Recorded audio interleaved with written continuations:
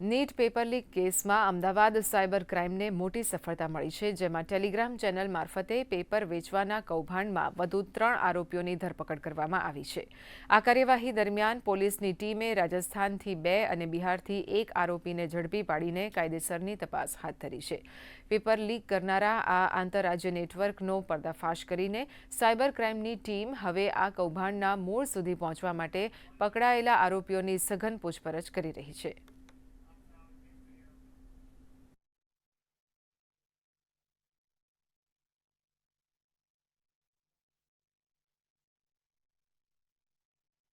બે આરોપીઓ जो टेलीग्राम चैनल चलावता था, सुमेर सिंह सन ऑफ भरतलाल मीना जयपुरથી પકડવામાં પોલીસનો સફળતા મળી છે.